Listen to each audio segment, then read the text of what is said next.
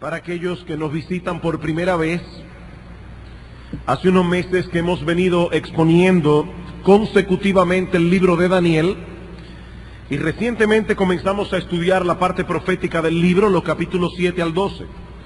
Esta sección es apocalíptica en su estilo, un género literario en el que abundan los símbolos y un lenguaje altamente figurado. Pero como la intención de Dios al darnos su palabra era revelarnos algo, no esconderlo, a menudo encontramos que en el mismo capítulo se nos provee la interpretación de estos símbolos y figuras, como vimos al estudiar el capítulo 7, que concluimos la semana pasada, y como veremos hoy al considerar la visión del capítulo 8. El contenido de esta visión no es difícil de interpretar. Primero, por la ayuda que el mismo capítulo nos provee, y en segundo lugar, porque los eventos principales que allí se profetizan ya se cumplieron. Un buen libro de historia universal será de gran ayuda para la comprensión de esta profecía. Pero es ahí precisamente donde radica la dificultad al enfrentarnos o al acercarnos al estudio del capítulo 8 de Daniel. En el pasado no muy lejano, a los estudiantes en las escuelas se les proveía una vista panorámica del desarrollo de la historia a través de los siglos. Pero en décadas recientes eso no parece tener la misma importancia. ¿Por qué?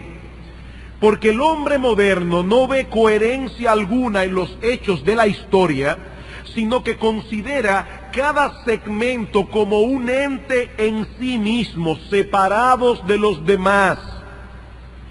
Si sacamos a Dios del panorama, perdemos el sentido de continuidad de la historia.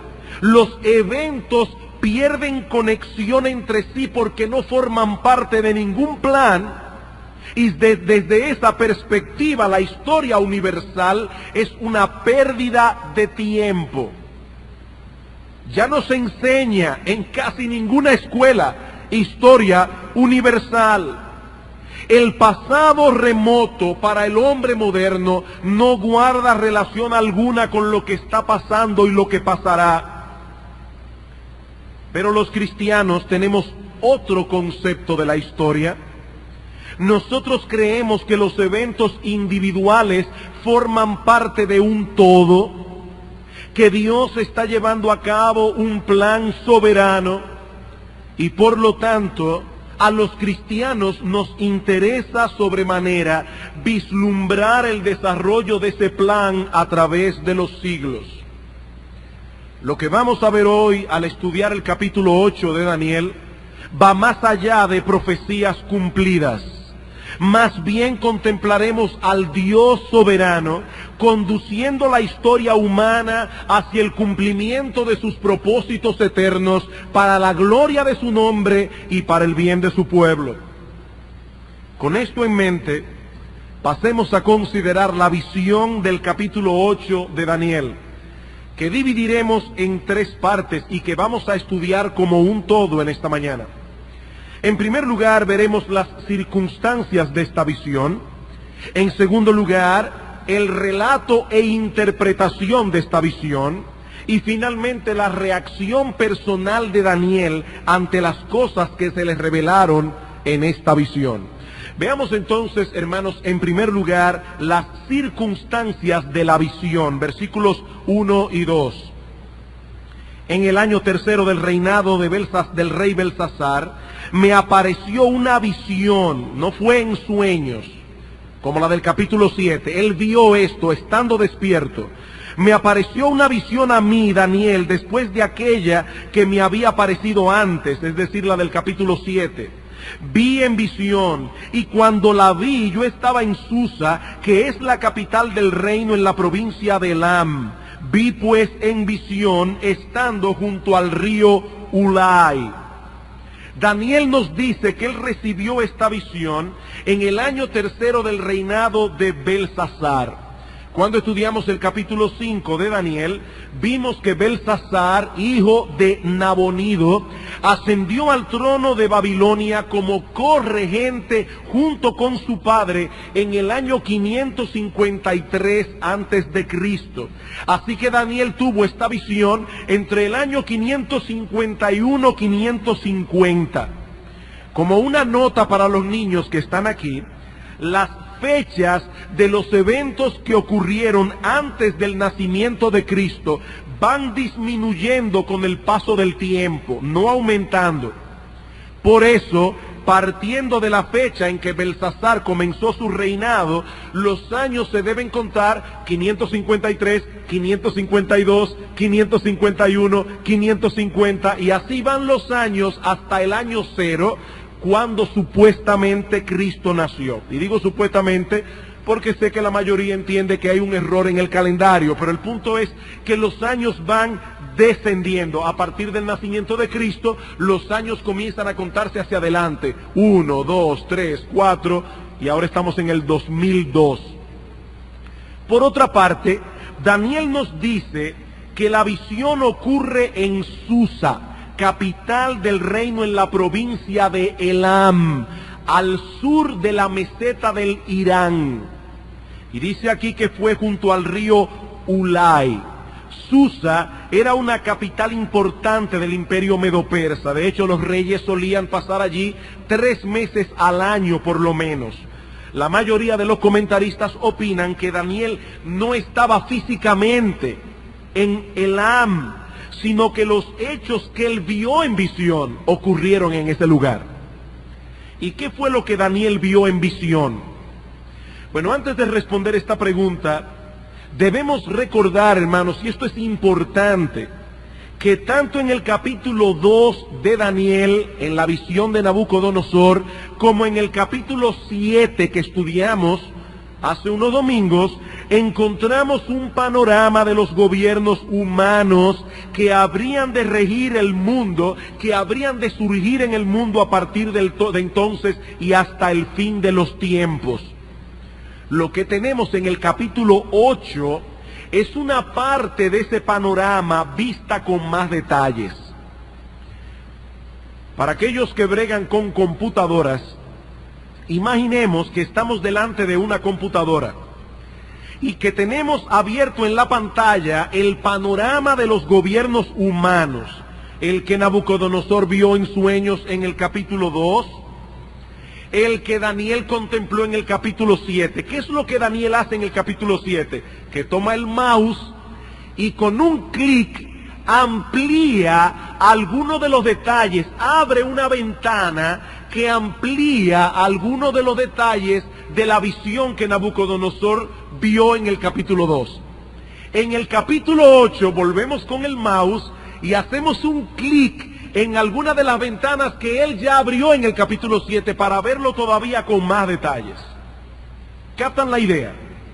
Estos 3 capítulos, el 2, el 7, el 8, no son idénticos, pero son paralelos.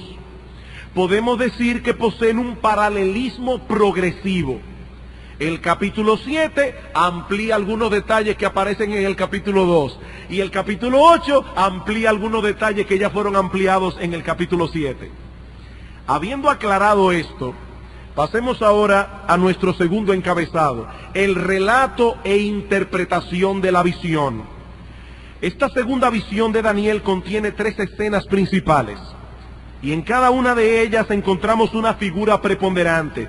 En la primera, un carnero. En la segunda, un macho cabrío. Y en la tercera, un cuerno pequeño. Lo que vamos a hacer en esta mañana es ver cada una de estas escenas. Y de inmediato vamos a ir al pasaje para ver la interpretación que el mismo capítulo nos provee.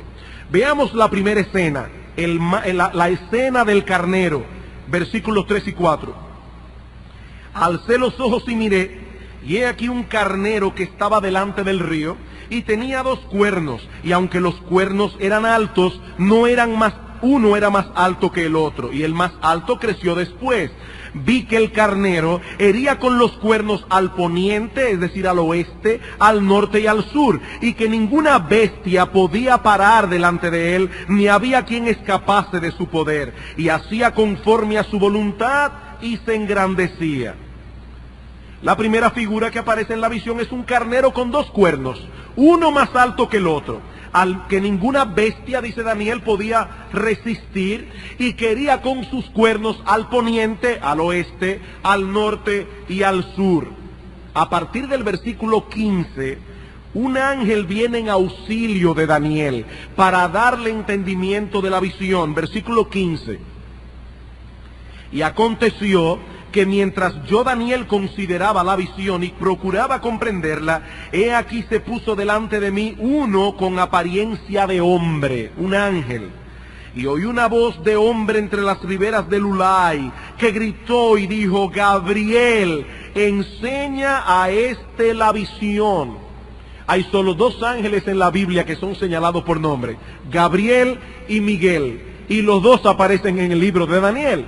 Gabriel es el ángel que Dios envió a María para anunciarle el nacimiento milagroso de Jesús en Lucas capítulo 1 versículo 26. Seguimos leyendo. Vino luego cerca de donde yo estaba, y con su venida me asombré, y me postré sobre mi rostro, pero él me dijo: entiende, hijo de hombre, porque la visión es para el tiempo del fin. Mientras él hablaba conmigo, caí dormido en tierra. Por eso yo les decía al principio que Daniel no tuvo esta visión estando dormido, él estaba despierto, se durmió después. Y era tal la presión que Daniel sentía viendo esto, que cayó rendido. Pero el ángel le despierta, y él me tocó y me hizo estar en pie. Y dijo: he aquí, yo te enseñaré lo que ha de venir al fin de la ira, porque esto es para el tiempo del fin. En cuanto al carnero que viste, que tenía dos cuernos, estos son los reyes de Media y de Persia. El mismo ángel interpreta la visión. Este carnero son los reyes de Media y de Persia. En el año 550 antes de Cristo, y voy a dar muchos datos históricos, hermanos. En el año 550 antes de Cristo, probablemente unos meses después de que Daniel tuviera esta visión, Ciro el Grande asciende al trono de Persia y toma el control de Media, algo que Isaías había profetizado unos 150 años antes de que esto ocurriera. Si quieren pueden buscar luego en su casa Isaías capítulo 44 al final e Isaías capítulo 45 al principio. Y van a ver que allí Isaías profetiza la ascendencia de Ciro con nombre. Van a ser un rey que se llamará Ciro, así mismo, 150 años antes de que pasara. Esa unión de los medos y los persas creó un ejército poderoso que más tarde conquistó territorios hacia el oeste, hacia el poniente, donde estaba Babilonia, Siria y Asia Menor, hacia el norte, Armenia, y hacia el sur, Egipto y Etiopía, exactamente como Daniel lo contempló en la visión. Ningún ejército pudo frenar el avance de los medopersas. Capítulo 4 a la mitad. Dice: ninguna bestia podía parar delante de él, ni había quien escapase de su poder, y hacía conforme a su voluntad y se engrandecía. Los medo-persas a partir de entonces se mantuvieron en la supremacía del poder mundial hasta 200 años más tarde. Duraron en el poder, en la supremacía absoluta del mundo durante 200 años, hasta que hizo su aparición la segunda figura importante de la visión de Daniel, un macho cabrío. Versículos 5 al 8. Mientras yo consideraba esto, he aquí un macho cabrío venía del lado del poniente sobre la faz de toda la tierra sin tocar tierra. Y aquel macho cabrío tenía un cuerno notable entre sus ojos. Y vino hasta el carnero de 2 cuernos que yo había visto en la ribera del río, y corrió contra él con la furia de su fuerza.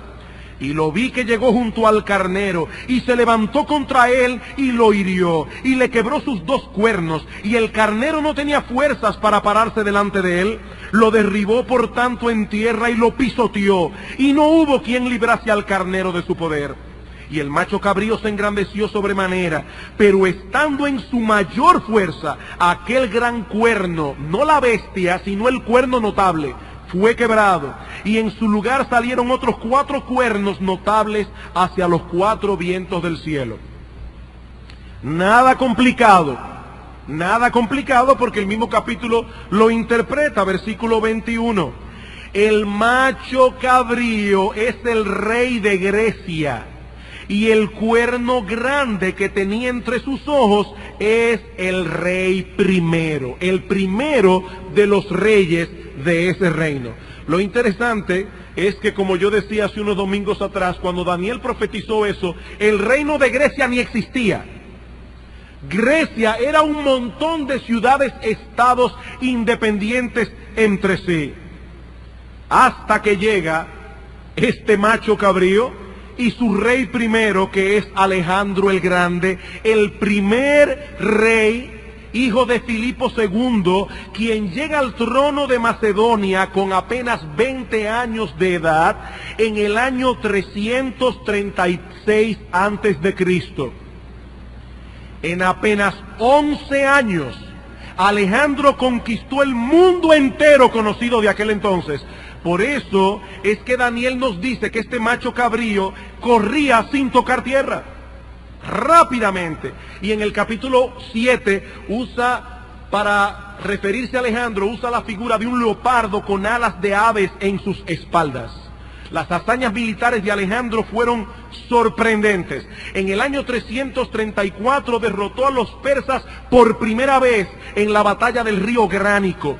Unos años más tarde vence a Darío III en la batalla de Isos. Y en el año 331 aplastó por completo al grueso de las fuerzas medopersas en la famosa batalla de Gaugamela. De ahí en adelante, Alejandro ya era dueño del mundo. Y eso fue lo que Daniel contempló en visión 200 años antes de que sucediera. Dice que cuando ese macho cabrío se enfrenta al carnero, el carnero fue pisoteado por él. Alejandro era tan genial que cuando él vio el grueso de las fuerzas medopersas, que eran inmensas, mucho más que las de él, estratégicamente fue moviendo a los medopersas en la batalla de Gaugamela a un estrecho donde los persas no podían entrar todos juntos, y lo fue eliminando poco a poco. Era un genio militar. Pero ya Daniel lo había dicho 200 años antes. Pero algo sucedió que detuvo el avance de este macho cabrío. Dice en el versículo 8 que cuando se encontraba en el cenit de su grandeza, este gran cuerno fue quebrado. Versículo 8, y el macho cabrío se engrandeció sobremanera, pero estando en su mayor fuerza, aquel gran cuerno fue quebrado. No la bestia continuó viva, pero el cuerno grande, Alejandro de manera particular, fue quebrado. Alejandro el Grande muere repentinamente en el año 323 antes de Cristo, teniendo apenas 33 años de edad, en su mayor fuerza. Solo como una nota al margen, es importante notar que Alejandro no murió en batalla, ni asesinado. Murió a causa de sus excesos, sobre todo en el comer y en el beber. El hombre a quien nadie podía resistir en la guerra no pudo vencer sus propios apetitos. Por eso dice en Proverbios capítulo 25, versículo 28, que como ciudad derribada y sin muros es el hombre cuyo espíritu no tiene rienda. Eso es un hombre como una ciudad derribada y sin muros. En aquel tiempo las murallas defendían la ciudad. Un hombre que no tiene dominio propio es una ciudad sin protección, sin murallas. Y en Proverbios capítulo 16, versículo 32, dice que es mejor el que se enseñorea de su espíritu que el que toma una ciudad. Alejandro sabía cómo tomar una ciudad y someterla, pero no sabía cómo enseñorearse de su espíritu. Este hombre no tenía dominio propio. Amados hermanos, si hay algo que nosotros debemos aprender es a controlar nuestros impulsos y deseos. Se puede ser tan capaz e inteligente como Alejandro, tener el mismo coraje y las mismas oportunidades para hacer hazañas grandiosas, tanto en el plano material como en el plano espiritual. Pero si no tenemos dominio propio, tarde o temprano nuestra vida se irá a pique. Si hay algo que necesitamos cultivar es el dominio propio. Si hay una virtud de carácter que debemos procurar desarrollar en nuestros hijos, es la determinación de vivir por principios, no por impulsos y deseos. Alejandro era grande como militar, como hombre era un enano, era un pigmeo, un hombre débil de carácter, y sus apetitos acabaron con él. ¿Y qué sucedió? ¿Qué sucedió con ese imperio glorioso que él fundó? Daniel lo revela también. Hermano, yo no sé ustedes, pero a mí me fascina estudiar este capítulo. Qué grande es la palabra de Dios y cuán inexcusable será la incredulidad de los impíos en aquel día, porque Dios ha hablado y es obvio que ha hablado. Cuán grandiosa es la Biblia, hermanos. Cuán grandiosa. ¿Qué pasó con ese vasto imperio que fundó Alejandro? Versículo 8. Y el macho cabrío se engrandeció sobremanera, pero estando en su mayor fuerza, aquel gran cuerno fue quebrado. Y en su lugar salieron otros 4 cuernos notables hacia los 4 vientos del cielo. ¿Qué significa esto? Daniel lo dice, versículo 22. Y en cuanto al cuerno que fue quebrado, y sucedieron 4 en su lugar, significa que 4 reinos se levantarán de esa nación, de los griegos, aunque no con la fuerza de él. Tan pronto muere Alejandro, sus 4 generales más prominentes se dividieron el imperio. Casandro se quedó con Grecia y Macedonia. Ptolomeo se quedó con Egipto y Palestina. Una nota adicional es que la famosa Cleopatra es de la dinastía ptolomaica en Egipto. Ella era descendiente de Ptolomeo. Ptolomeo 12 o algo, ahora no recuerdo. Pero el asunto es que Cleopatra viene de allí. Luego está Lisímaco, que se quedó con Tracia y una gran parte del Asia Menor, y Seleuco, que se quedó con Siria y una gran parte del Medio Oriente. Todos estos hechos se cumplieron literalmente, tal como Daniel lo contempló en su visión, 200 años antes de que ocurrieran. Pero la profecía no concluye aquí.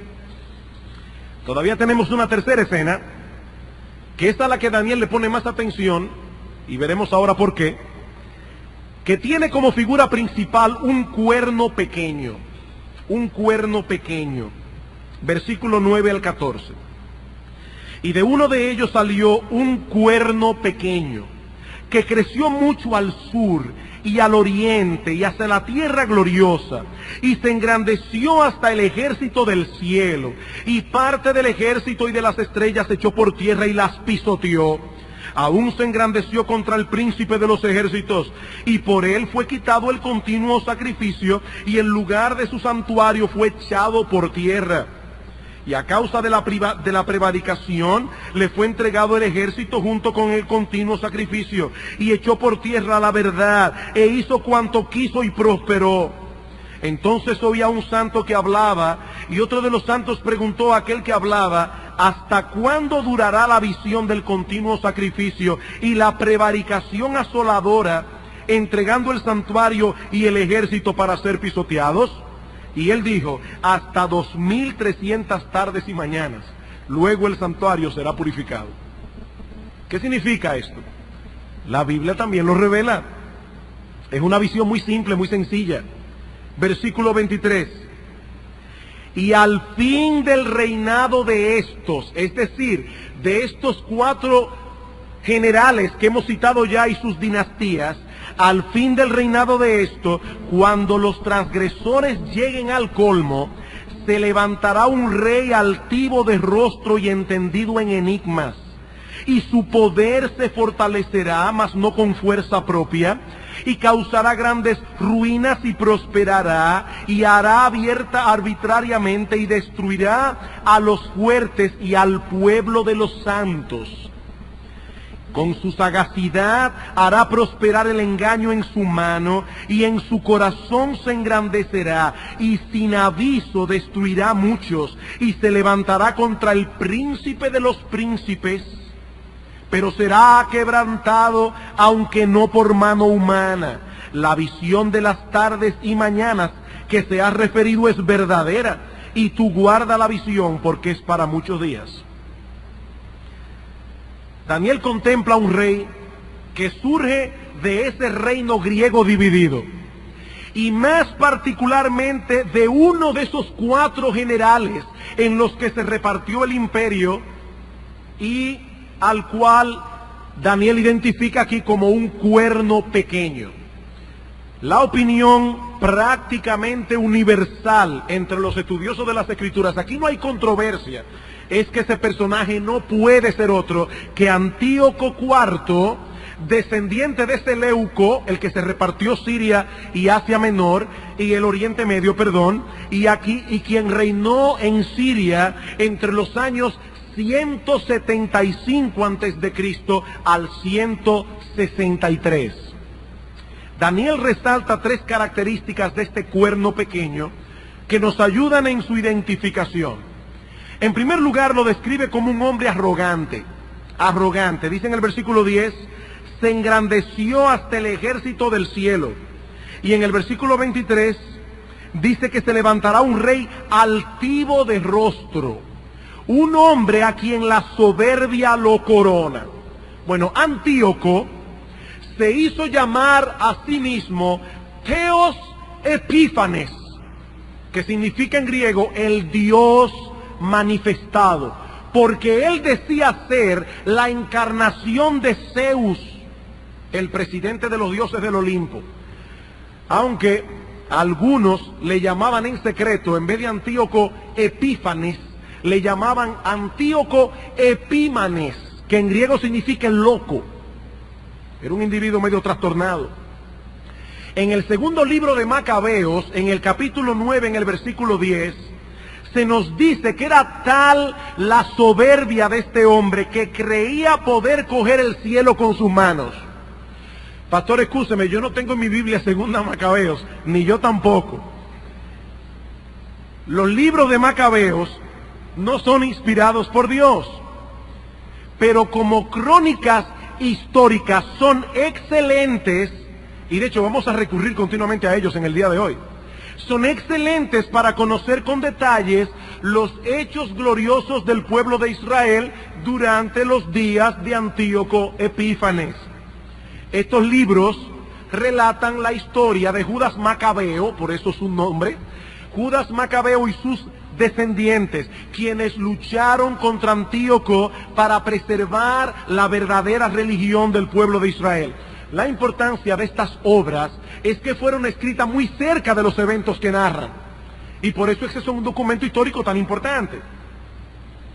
En segundo lugar, Daniel resalta en su profecía el odio de Antíoco contra Dios y su horrible persecución contra el pueblo de Dios.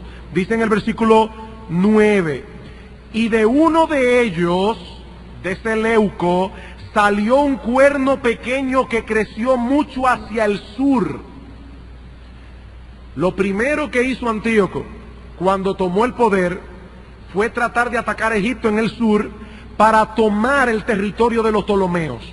El problema es que cuando llegó allí, encontró que ya Roma tenía un protectorado sobre Egipto. Y un amigo de él, que él había conocido en Roma, era quien estaba al mando de aquella situación.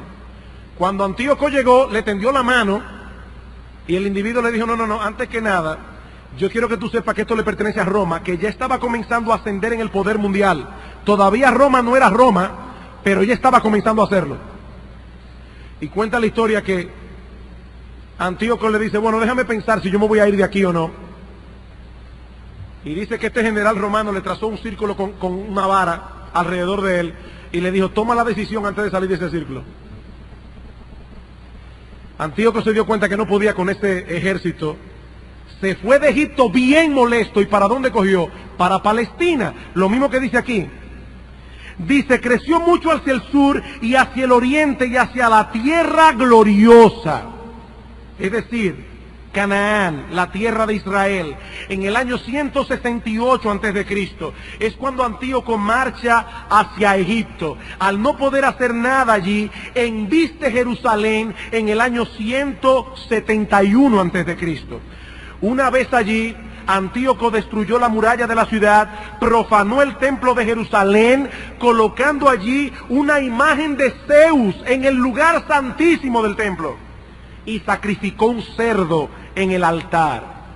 Luego ordenó que cesaran las ofrendas que se ofrecían en el templo, destruyó el altar del sacrificio y mandó matar a miles de judíos. Dice la historia que mató unos 20,000. Eso es exactamente lo que Daniel profetiza en los versículos 10 al 12.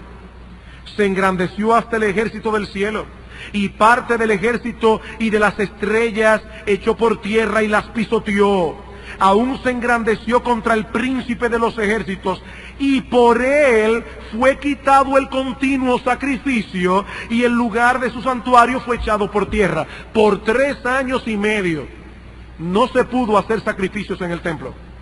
A causa de la prevaricación le fue entregado el ejército junto con el continuo sacrificio, y echó por tierra la verdad e hizo cuanto quiso y la pisoteó.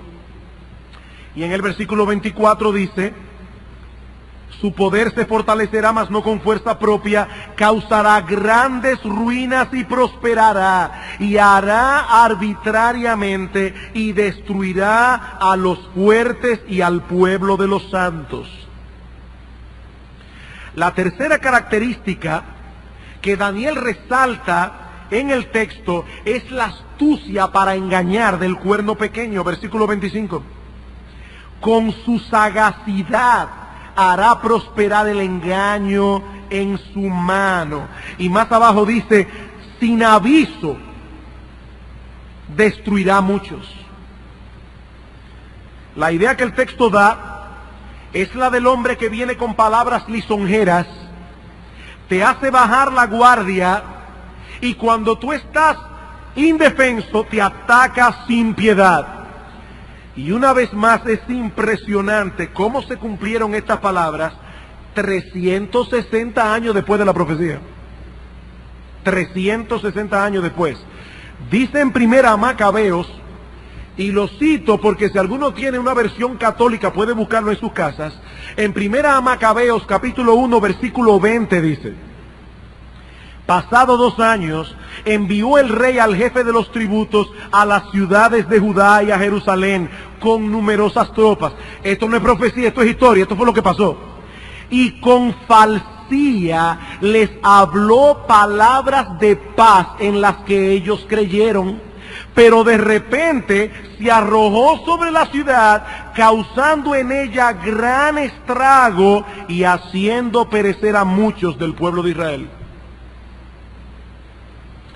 Fue un periodo terrible para los judíos, quienes sufrieron una de las persecuciones más violentas de toda su historia. Ahora hay un detalle en esta profecía que fácilmente podemos pasar por alto. ¿Por qué permitió Dios que algo como eso ocurriera con su pueblo? Y mis queridos hermanos, miembros de Iglesia Bíblica del Señor Jesucristo, la respuesta a esta pregunta debe ponernos a temblar. ¿Saben por qué?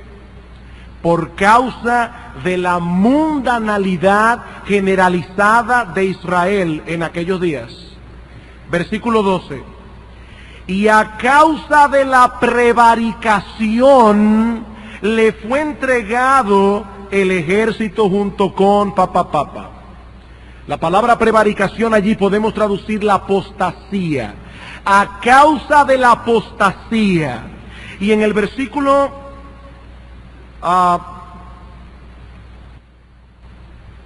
23 dice: al fin del reinado de estos, es decir, de los 4 generales que hablamos ya, cuando los transgresores lleguen al colmo, se levantará un rey altivo de rostro y entendido en enigmas.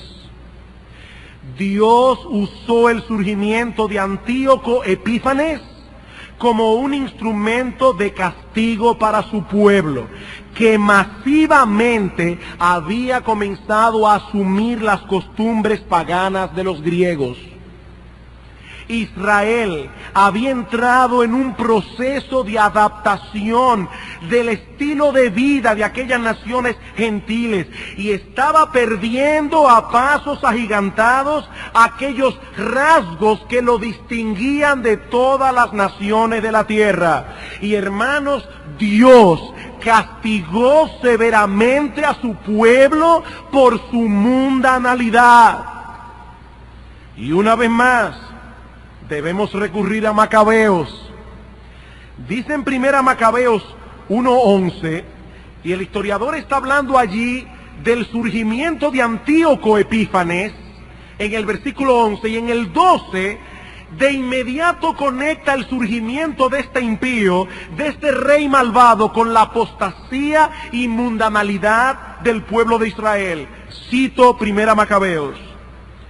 Salieron de Israel por aquellos días hijos inicuos que persuadieron al pueblo diciendo: ¡Ea, hagamos alianza con las naciones vecinas!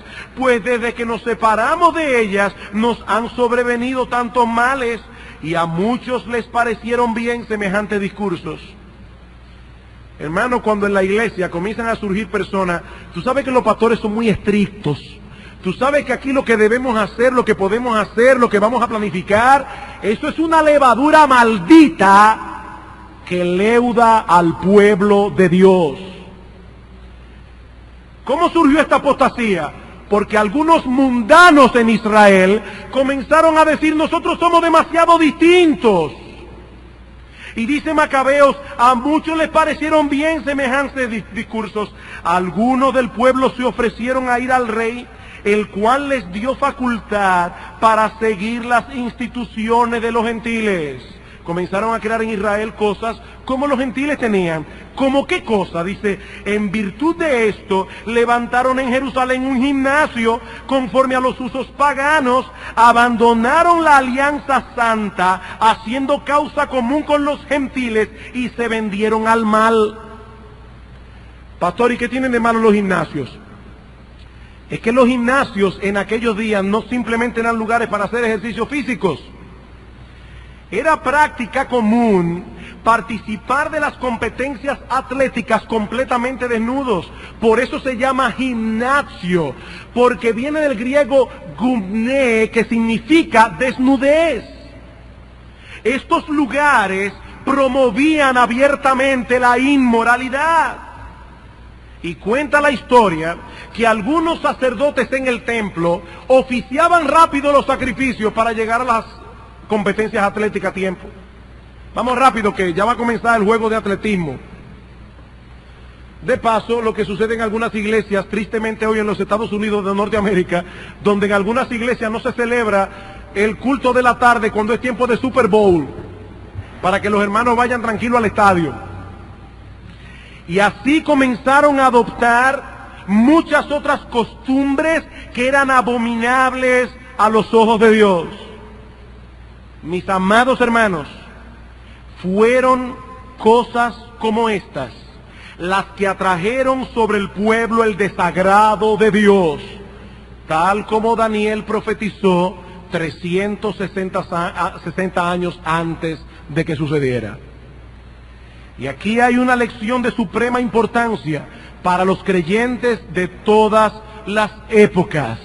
Mis hermanos, nuestro Dios no es indiferente a la mundanalidad de aquellos que profesan la fe. Cuando comienzan a adoptar el estilo de vida del mundo, a hacerse cada vez más parecidos a los que no temen a Dios, ni tienen interés alguno en hacer su voluntad, Dios actúa. Él no es indiferente. Por eso dice en Santiago capítulo 4, versículo 4, oh almas adúlteras, ¿no sabéis que la amistad con el mundo de uno que profesa ser cristiano es enemistad contra Dios? Cualquiera pues que quiera ser amigo del mundo se constituye en enemigo de Dios.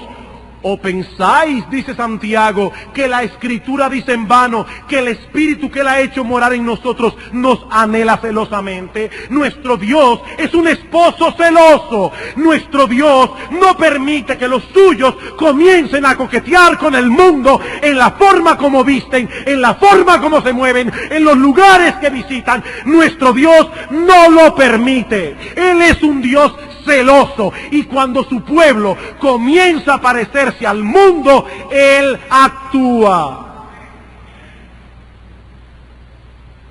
No se puede pretender estar del lado de Dios cuando nos apropiamos al mismo tiempo de los valores del mundo, las metas del mundo, el estilo de vida del mundo, cuando nos hacemos cada vez más parecidos al mundo. No se puede. El que hace eso se está colocando a sí mismo en el bando de aquellos que son enemigos de Dios.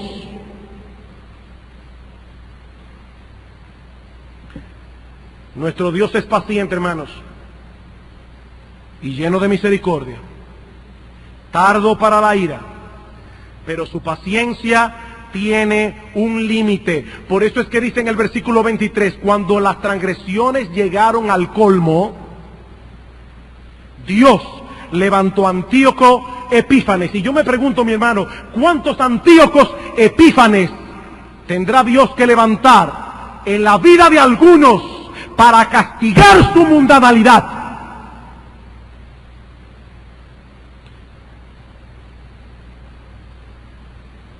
Cuando el pueblo de Dios comienza a identificarse con el mundo y la apostasía es obvia y franca, eso atrae como un imán el castigo de Dios.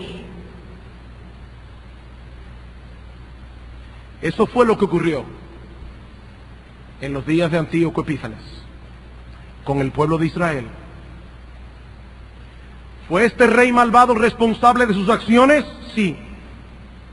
Pero Dios no se lo impidió, como un castigo para su pueblo infiel. Como un castigo para su pueblo infiel. Mis amados hermanos, puede ser que llegue el día en que por la mundanalidad de los miembros de Iglesia Bíblica del Señor Jesucristo, Dios retire su candelero de este lugar. Sí, puede ser. Puede ser. Y tú, mi hermano, y tú, mi hermana, tú darás cuenta a Dios por eso, por haber contribuido a la destrucción de esta iglesia. Esto no es un juego. Hay que ver cómo las personas coquetean con el mundo. ¿Y qué tiene esto de malo? ¿Y qué tiene esto de malo? ¿Y qué tiene de malo? No, mi hermano, la pregunta es, ¿qué tiene de bueno? Esa es la pregunta. ¿Qué tiene de bueno? ¿Y cuánto tiempo habría de durar esta situación tan terrible? Dios es tan misericordioso que le pone fin. Dice en el versículo 13 que Daniel oyó a dos santos que hablaban, y alguien preguntó, ¿hasta cuándo durará la visión del continuo sacrificio y la prevaricación asoladora, entregando el santuario y el ejército para ser pisoteados? Y él dijo, hasta 2300 tardes y mañanas, luego el santuario será purificado. Cuando nosotros comparamos este versículo con Génesis capítulo 1, versículo 1, vemos que era usual en aquellos días esa expresión tarde y mañana para designar un día de 24 horas.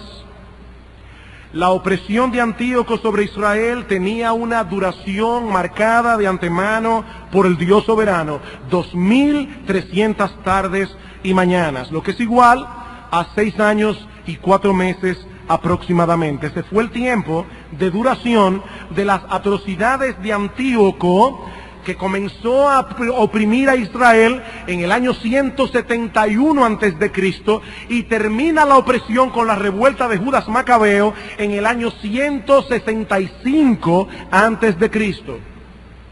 De paso, solo como una nota aquí, el templo fue restaurado, los sacrificios también, el 25 de diciembre del año 165 antes de Cristo. Y es por eso que aún hasta el día de hoy, y a partir de ese momento, los judíos celebran el 25 de diciembre la fiesta de Hanukkah, o la fiesta de las luces, porque en esos días ellos prenden velas y lámparas en las casas. El mismo día que otros están celebrando el nacimiento de su Mesías, ellos están celebrando la limpieza del templo en el año 165 antes de Cristo, en la fiesta de Hanukkah. Poco tiempo después, Antíoco Epífanes murió, y tal como Daniel profetizó, murió de una enfermedad extraña cuando regresaba de Siria. Literalmente dice en el libro de Macabeos que Antíoco enfermó y se pudrió de la cabeza hasta los pies. Dice que la gente no podía estar ni cerca del cadáver por el hedor. Eso es exactamente lo que dijo Daniel, versículo 25. Con su sagacidad hará prosperar el engaño en su mano, y en su corazón se engrandecerá, y sin aviso destruirá mucho. Y se levantará contra el príncipe de los príncipes, pero será quebrantado, aunque no por mano humana. No morirá en batalla, no morirá asesinado. No, Dios mismo lo mató. Esta profecía se cumplió punto por punto, tal como Daniel lo contempló en visión, más de 360 años antes. Un comentario antes de pasar al último punto que veremos muy brevemente. En este capítulo, Daniel usa la figura de un cuerno pequeño para referirse a Antíoco Epífanes. La misma figura que usó en el capítulo 7 para referirse al anticristo que vendrá. Y es que Antíoco Epífanes es un precursor del anticristo, un prototipo en menor escala de lo que ha de ser aquel hombre de pecado que surgirá en el mundo previo a la venida del Señor. Noten las similitudes. Ambos personajes son soberbios y blasfemos. Ya vimos de Antíoco, en Daniel capítulo 7, versículo 8, se dice del anticristo: mientras yo contemplaba los cuernos, he aquí que otro cuerno pequeño salía entre ellos, y delante de él fueron arrancados tres cuernos de los primeros, y he aquí que este cuerno tenía ojos como de hombre y una boca que hablaba grandes cosas. Y en el versículo 25 dice: hablará palabras contra el Altísimo.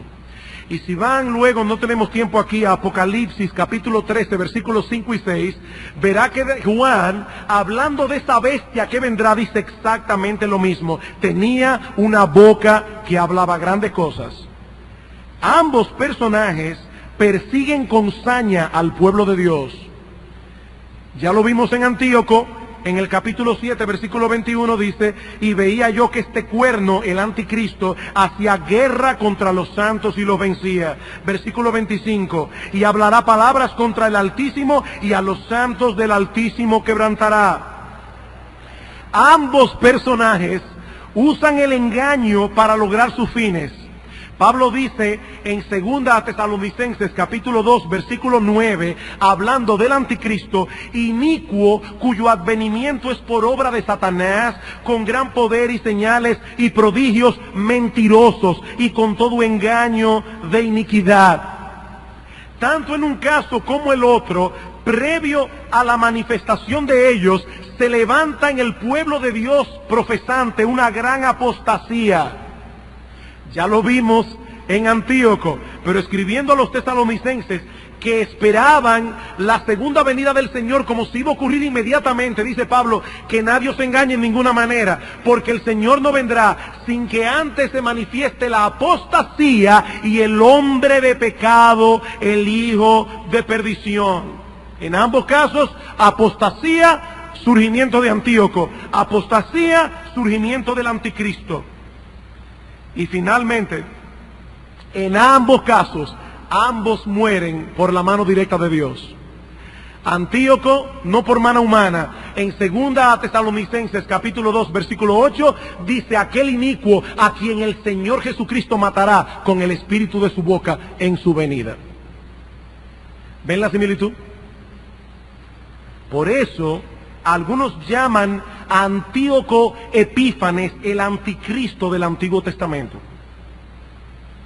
Juan dirá más adelante, en el mundo han surgido muchos anticristos, pero este es el prototipo de aquel anticristo. La similitud entre ambos personajes es sorprendente. Y es por eso que Daniel los identifica con la misma figura, un cuerno pequeño. Hasta aquí el relato y su interpretación. ¿Ven que no era una profecía difícil? Porque el mismo capítulo lo interpreta. Veamos ahora muy brevemente la reacción de Daniel ante la visión. Versículo 27. Y yo, Daniel, quedé quebrantado. Hermanos, este hombre vio todo eso, despierto, viéndolo como en una película en visión. No estaba dormido. Quedé quebrantado y estuve enfermo algunos días. Y cuando convalecí, atendí los negocios del rey, pero estaba espantado a causa de la visión y no la entendía. Yo le decía a alguien en estos días en mi clase de escuela dominical, si hay cosas de la Biblia que tú no entiendes, no te preocupes, estás en buena compañía. Daniel tampoco lo entendió. Nosotros ahora podemos verlo más claro porque ya esas cosas pasaron. ¿Qué aprendemos de esta reacción de Daniel? Dos cosas. Una vez más, nosotros vemos a Daniel aquí preocupado por el futuro del pueblo de Dios. Un ángel le había hecho saber expresamente que estas cosas ocurrirían muchos años después de él. Dice en el versículo 17, vino luego cerca de donde yo estaba y con su venida me asombré y me postré sobre mi rostro, pero él me dijo, entiende, hijo de hombre, porque la visión es para el tiempo del fin. Mientras él hablaba conmigo, caí dormido en tierra sobre mi rostro, y él me tocó y me hizo estar en pie, y dijo, he aquí, yo te enseñaré lo que ha de venir al fin de la ira, porque eso es para el tiempo del fin. ¿Del fin de qué? El fin de la persecución de Antíoco sobre el pueblo de Israel, el fin de esa tribulación que vendría sobre los judíos. Y en el versículo 26 al final dice, esta visión es para muchos días. Hermanos, Daniel sabía que él no pasaría por esa situación. Él lo sabía ya. Pero aún así se turbó hasta el punto de enfermarse incluso. Este hombre amaba al pueblo de Dios. Se identificaba con los sufrimientos del pueblo de Dios, aún por aquellos que vendrían en el futuro y que no lo tocarían a él. Y yo me pregunto, hermanos, ¿amamos nosotros así el pueblo de Dios? Nos identificamos con los sufrimientos del pueblo de Dios en otros lugares del planeta, sufrimiento que nosotros no estamos padeciendo. ¿Estamos nosotros preocupados por el futuro de la iglesia? Daniel estaba preocupado por el futuro del reino de Dios. Hermanos, ¿qué estamos haciendo nosotros ahora para dejar una herencia piadosa a la próxima generación de cristianos que vendrá después de nosotros? ¿Estamos nosotros criando a nuestros hijos con esa conciencia? Mi hermano, yo quiero que tú te preguntes, lo que tú haces con tus hijos, lo que tú le permites a tus hijos, ¿está desarrollando en ellos esa piedad que tú quieres ver en el futuro? Para que la próxima generación de cristianos que vendrá sea más piadosa, más celosa, más ardiente que la nuestra. ¿Estás tú preocupado por el futuro del reino de Dios? ¿O estamos amoldándonos al mundo de tal manera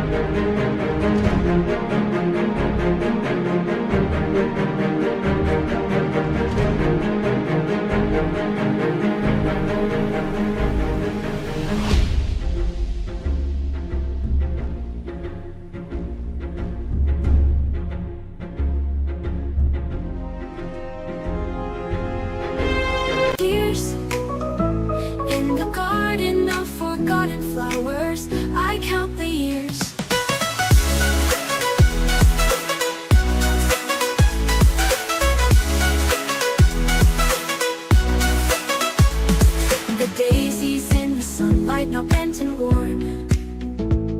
Remind me of the mornings when love was born. Lavender and lilac once filled the air. Now in the garden of forgotten flowers, they whisper of despair. Walking through the pathways where our footsteps lay, I see the faded beauty of a brighter day. Every wilted petal, every drooping stem, in the garden of forgotten flowers, I remember them. In the garden of forgotten flowers, where dreams once bloomed, love's lost. Que juicio de Dios podría venir sobre esta iglesia en el futuro por causa de la mundanalidad franca y abierta de muchos que están aquí, que dicen ser cristianos, que son miembros de iglesia bíblica del Señor Jesucristo. Eso es una pregunta que tú te debes hacer, mi hermano, porque todas las cosas comienzan con un poquito. Todo comienza con un poquito. Por eso decía Séneca, por más largo que sea un camino, siempre hay que dar un primer paso. ¿Dónde estará Iglesia Bíblica del Señor Jesucristo dentro de 25 años a juzgar por la conducta tuya, mi hermano? ¿Cómo será? A juzgar por la manera como tú estás levantando a tus hijos. ¿Cómo será Iglesia Bíblica del Señor Jesucristo dentro de 25 años? Tú tienes que responder esa pregunta con honestidad delante de Dios en esta mañana. Daniel estaba preocupado por eso. Y Cristo le dijo claramente a la iglesia de Éfeso, yo quitaré el candelero de este lugar si tú no te arrepientes. Y hermano, yo tengo la convicción de que en este lugar nosotros tenemos que arrepentirnos de algunas cosas. Nosotros tenemos que arrepentirnos de algunas cosas. Pero por otro lado, dice Daniel aquí en el versículo 27, y es un detalle que parece incidental, que después de un tiempo de convalecencia, él volvió a los negocios del rey. ¿Notaron eso? Cuando convalecí, atendí los negocios del rey. Esta visión del futuro no llevó a Daniel a ser un escapista. Esta visión del futuro no llevó a Daniel a descuidar sus responsabilidades presentes.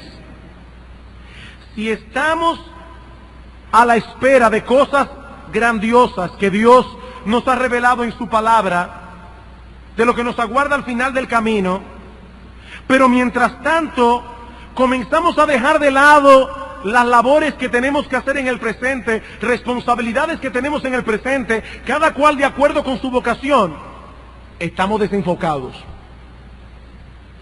Si estamos haciendo eso, estamos desenfocados. Cuando el estudio de las Escrituras nos lleva a descuidar nuestra responsabilidad como esposos, como padres, como miembros de una iglesia, como miembros de una sociedad, hay algo que no estamos enfocando bien. Hermanos, nosotros miramos hacia el futuro para cobrar ánimo en el presente y seguir corriendo la carrera, no para excusar nuestra irresponsabilidad. Ya Cristo vuelve, ¿y para qué voy a afanarme yo con todo esto? Esa no fue la mentalidad de Daniel, evidentemente. Y lo último que quiero señalar aquí, y ya con esto sí concluyo, es algo que salta a la vista en este pasaje. ¿Qué es? Que nuestro Dios es veraz y que la Biblia es su palabra. Si hay algo que salta a la vista aquí, es que nuestro Dios es veraz y la Biblia es su palabra. Este es un breve capítulo de un breve libro de la Biblia. Y cuántos detalles proféticos se revelan allí que se cumplieron punto por punto al pie de la letra. Mis hermanos, eso debe animarnos. Porque las profecías que aún restan por cumplirse y que nos hablan del futuro glorioso del pueblo de Dios, cuando nuestro Señor Jesucristo regrese por segunda vez, se cumplirán también. Dios cumple sus promesas y Él ha prometido grandes cosas a su pueblo que podemos esperar con toda confianza, porque Dios es veraz y la Biblia es su palabra. Pero esto también debe llenar de temor a aquellos que no se han arrepentido de sus pecados y aún no se han convertido a Cristo para la salvación de sus almas, porque las advertencias de Dios se cumplirán también. Dios, nuestro Dios, es veraz cuando promete, pero Él es veraz cuando advierte. Y Él nos dice en su palabra que algún día todos nosotros compareceremos ante su tribunal para dar cuenta por nuestra vida, y que allí solo serán absueltos aquellos que se acogieron por fe a su misericordia, descansando en Cristo y solo en Él para el perdón de los pecados. Espero, mi amigo, que no hayas escuchado estas cosas hoy en vano. Que la veracidad de Dios en su palabra abra tus ojos a la necesidad que tienes de arreglar tus cuentas con Él, aquí y ahora, mi amigo. No es mañana, es aquí y ahora. Y eso solo es posible por medio de Cristo, el Salvador de pecadores, que ofrece gratuitamente el don de la vida eterna para todos los que creen en Él. Que Dios bendiga su palabra en esta mañana.